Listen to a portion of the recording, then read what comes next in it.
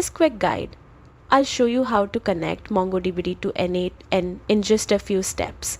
Make sure to like and subscribe for more automation tips. First, log into your N8N instance and go to the credentials section. Click New and select MongoDB as your connection type.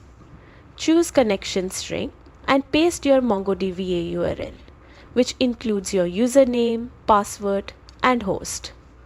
Then, enter the database name you want to connect to. For extra security, enable TLS/SSL if needed and upload your certificates to encrypt the connection. Double check all entries for accuracy, then click Save. Now, your MongoDB is connected. You can start building workflows that read, write, or automate tasks directly from your database. And that's it, fast, secure, and ready to go. Thanks for watching and happy automating.